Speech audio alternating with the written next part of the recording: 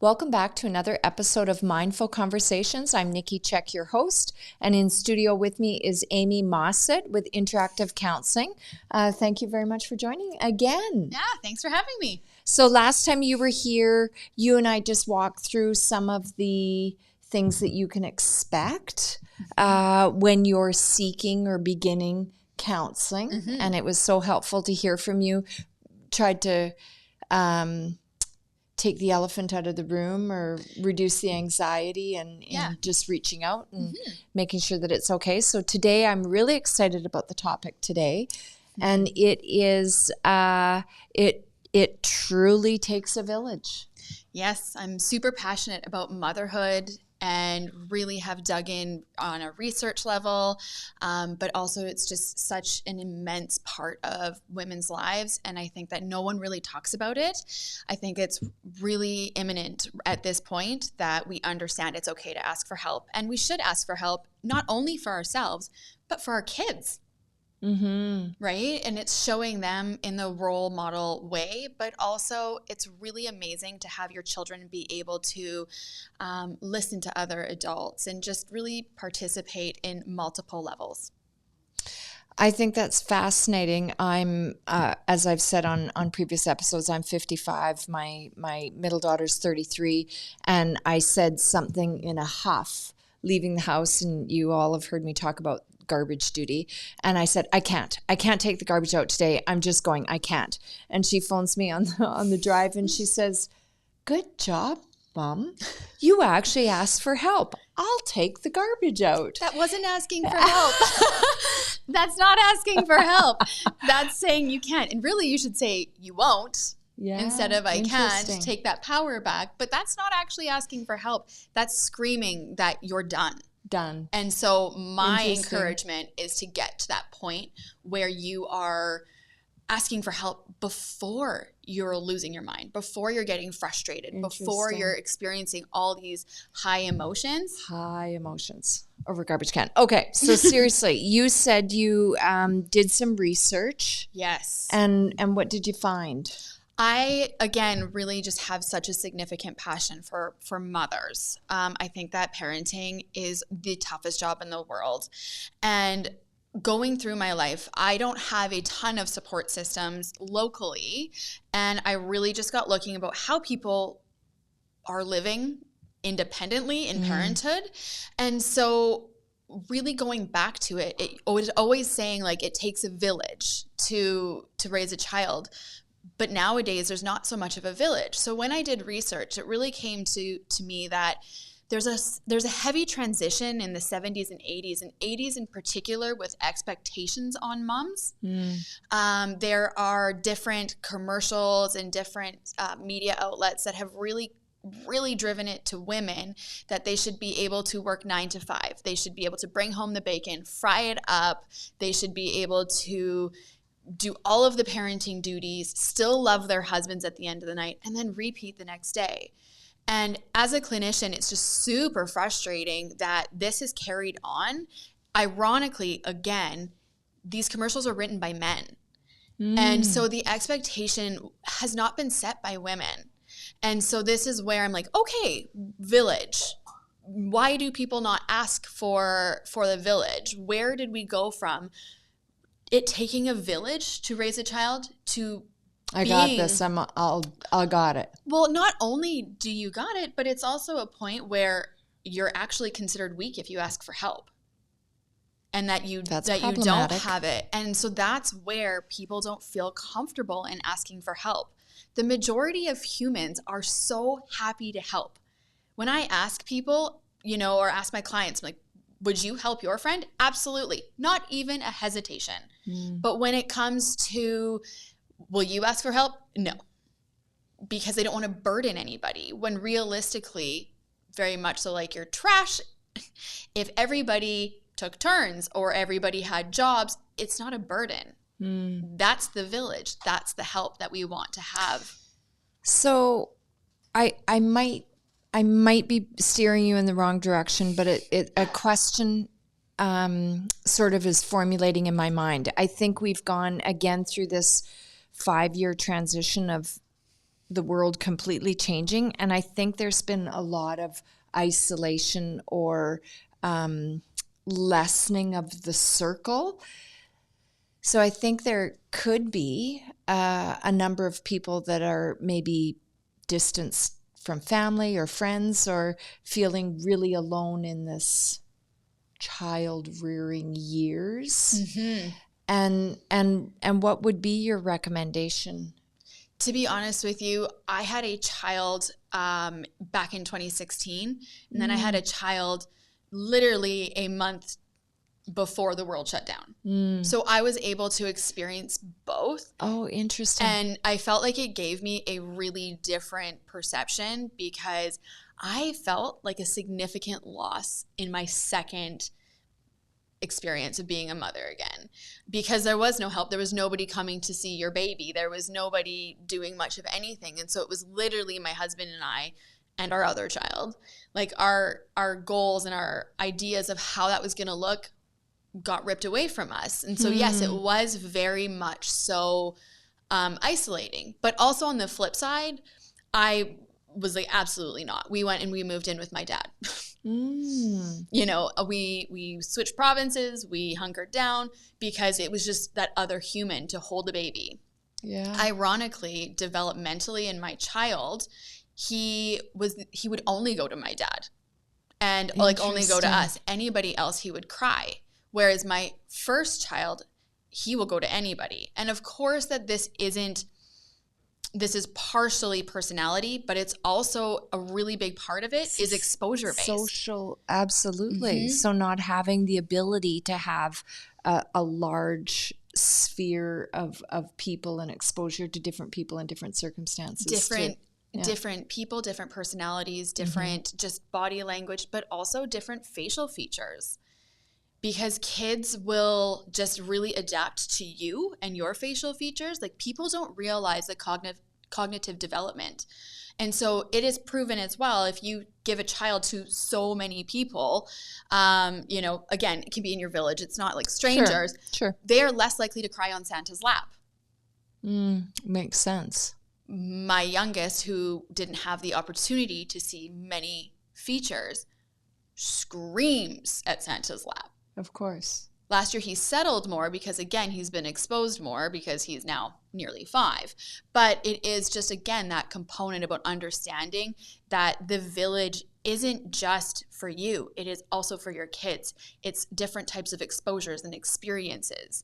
And just trust, even, building that trust. So you had mentioned earlier, I think we're maybe hesitant to ask for help. Why is that? Because it's viewed as weak. It's viewed as that you can't do it. When realistically, in my practice, I like to take words like can't out. It's will or will not, because then you have the power. So if you will not ask for help, what's the reason? I don't want to be a burden. Okay, how would that make you a burden? And like dig in deeper, because when we can change little words in our vocabulary and just in our normal daily lives, it does make a huge difference and put that accountability back onto us. I know that if a friend called me and I needed help, I would absolutely go. You know, obviously there's within reason, like within work and all that, but realistically the majority of humans genuinely want to help.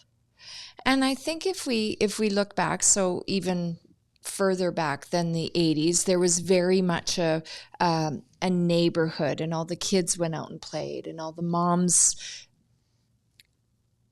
I'm being a little bit stereotypical, but baked or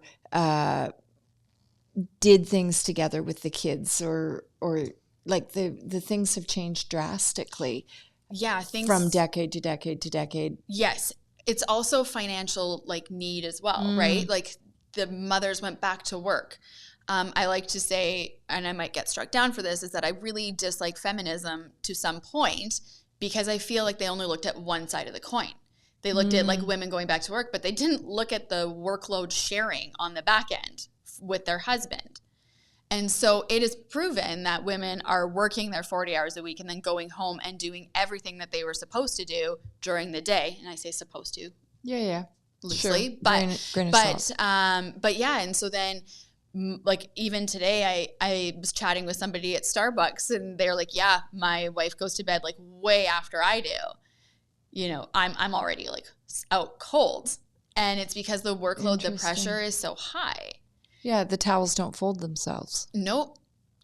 And so that's again where like your village is your partner. Your village can be really anybody. And a lot of people think that village is just like your parents, the grandparents, or like the aunts and the uncles. But so many people move for work. Well, you need to create your own village. And what does that look like? And really just understanding who in your world do you need? What is it that you're seeking? A lot of moms make the mistake of searching out other moms just because they're moms. And yes, while that's great and you have a commonality, we need to look a little bit further into that. Where are your like personal commonalities? You know, your village can be somebody who doesn't have kids. Some of my favorite people don't have kids. They're the best aunties and uncles. You know, they are there for me when I'm having a bad day. Yes, they might not be able to relate exactly, but they can absolutely go out for dinner with me. They can get my mind off of it. They can support me. That is part of a village. It's not just other moms and dads. It's not just grandparents. It can be your doctor as part of your village, your mental health provider, your dentist, a babysitter, a dog walker. To me, I don't even know some of my village. I'll be honest with you. I order my groceries because it saves me time. If I'm stuck and I don't want to go into town because we live a little bit out, I will just order it. That is a village moment. And it's really quite interesting because some of the same delivery drivers will come. And now, again, I've built a little bit of a relationship with that. Thank you so much. We chat, you know, and it's just really asking for help. Even if it is paid, that doesn't matter. It's still somebody and something you can rely on. And as long as you involve the people in your life that you enjoy, like you should enjoy and trust your mental health provider. You know, you should. Although I don't like going to the dentist personally, but it's one of those things where I like going into the office. You should be able to make your life as comfortable as possible in many aspects of your world. So, Amy, some of the work that you're wanting to do with particularly women is getting better at overcoming sort of the not asking, getting comfortable asking for help in any way, shape, or form with anyone within their village or their network. Yeah, absolutely. It's before we go to meltdown. Before we go to meltdown. That's the key here, is that so many people will seek out counseling after they hit a meltdown. You know, once they hit, it's just too much. I can't do it anymore. Whereas like that's just searching for some sense of control, which is completely understandable. But why do we have to get there? And so there's so many different ideas that you can use. If you have another couple that has children, you know, a lot of the time when I tell couples, you need to go on dates, and that needs to involve no children, not be at home, needs to be out, where you're not going to, you know, a lot of people will say, well, we'll have dates, but it will be at night when the kids are in bed. I will say, what do you do if the kid cries or vomits? You know, like it's not, you're not full on in that moment. Sure. And so I will say, get another family, childcare swap. Yeah. You know, and such. So then it doesn't cost anything. I understand the financial implications of babysitters, but there are other ways to do it. Trade, a sharing economy. Trade. Yeah. So I've had the privilege of having 3 amazing children. They're now very happy and healthy adults. And I know as they are growing their families and traveling through their life, they will look at Dad and I and go, oh my gosh, how did you do it? And I think I often talk about decades. The 20s, we're starting our careers, we're starting work, we're meeting our significant other, we're probably starting our family, buying our home. Our 30s are when we've got daycare and kindergarten and 5th grade and PTA meetings and field trips and all of that in addition to everything. And I think a lot of people, when they're in that decade of like literally a rat race, you're never caught up. There's more sports and lunches to make and towels to fold than any one person should have to do. So I think when you're in that, I think maybe, or I know for me, I felt like that was the rest of my life. It was going to be this crazy everyday rat race. And it actually isn't. It starts to, we come up to a peak of absolute insanity. Yeah. So ask for help in insanity, because it will help. It will help. And I call that the for now. So when people come in, you're in it for now. Interesting. You know I've had to really even personally take a huge pause, and you know, those nights where my kid just wants me and I have so much to do, I always just take a deep breath, pause, and just think, for now. It is just for now. And he's not going to want to snuggle me. And even if he does when he is older, he's not going to be that little, you know? And so again, that would be a scenario of really understanding, okay, delegate, you know, my 8-year-old can put his laundry away. My husband is quite capable, for me to create the space for me to enjoy it. And it's interesting that you say, like all the sports. That's another difference between now and previously. Previously, kids would play one sport and it would be like 2-3 times a week, that type of deal. Like, it's still a lot, but, and I'm not degrading back then, but now it's like you have to set an alarm, otherwise you miss swim lessons, like swim lesson registration. You know, you never know what day it's going to be what. You just sign up for hockey and you wait for the day. You sign up for soccer, wait for the day. Like, you don't know. And then often it collides in trying to navigate that.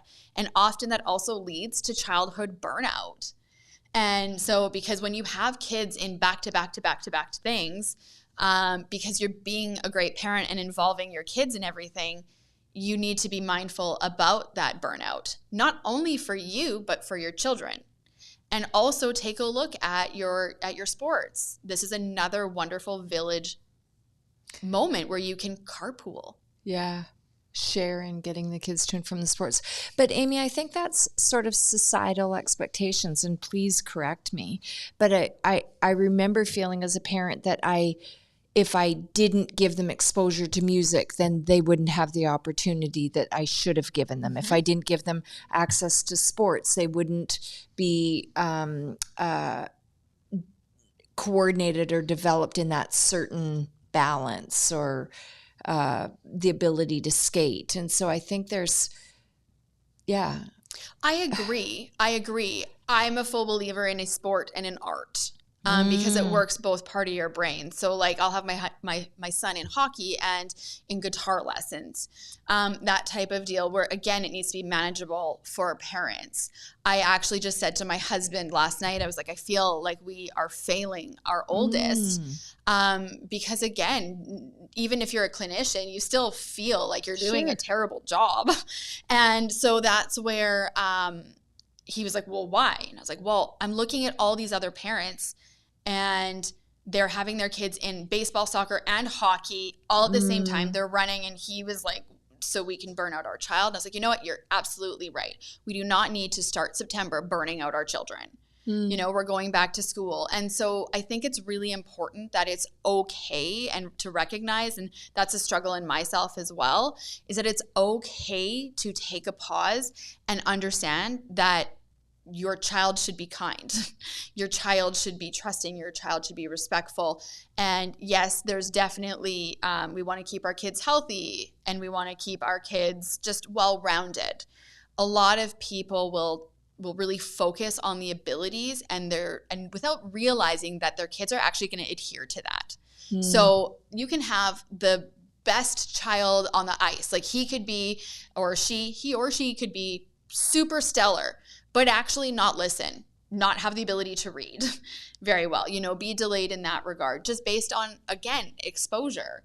And when you have your child in a certain sport at a young age, I hate to tell you, that's not going to lead to success, because although it is exposing them, the amount of pressure that gets put on them. We're just passing the pressure from us to them. And so that's where it's really important to be mindful. Okay, what are your abilities? And are you able to drive them? Do you have a village? Are you able to get them to the place?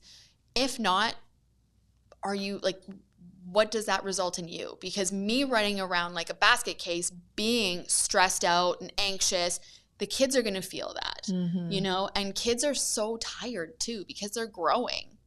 Like, you know, and so that's just where I like to work with parents and really gain an understanding that while you're exposing your kid, that doesn't dictate their whole life right now. When they're 8, they're not going to the NHL. They're not going to the MLB. I hate to tell you, there's so many different factors in the world.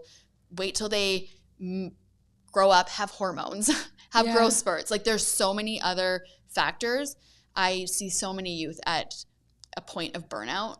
It's heartbreaking. Amy. Yeah. And so I just like to pass that on to the parents, not as a point of judgment, but as a point of awareness to give yourself a break. And that so it's not I was actually gonna healthy. say, so permission to push pause and not feel the pressures of others around expectation for being that active or busy parent for the children. And then also, I think the second message, or maybe even the first message, is to really look around and be willing to ask for help. There's so many people that can help. Yeah, and it's one of the main components that people will say to me is, I don't have any friends. And so it's usually people are saying that they're socially anxious when really they're just anxious in social situations. I don't really like labeling it because we can provide some exposure therapy. But in all honesty, start practicing. Start opening up the doors for people. Start saying, how are you, or how's it going? It doesn't have to lead to a friendship, but what that does is just really gets you used to talking to other humans. Social media is a really great way to meet people as well. Just like online dating, it's the same type dynamic. But really look at the people that you're around and see who piques your interest, I suppose, on a friendship level. Because again, it doesn't have to be another mother. It can just be a friend. Or someone that you have something common with. Yeah, and then just ask them to go for a coffee. You know, it's very much so like dating. It's just really important to find the person or people that just alleviate, even if it's just a little bit, and that don't add to your plate in regards to mental load, but share it instead. Wonderful. Amy, thank you so much for coming in. Thanks for having me. And we'll see you again for another episode of Mindful Conversations shortly. Awesome. Thanks. Thanks.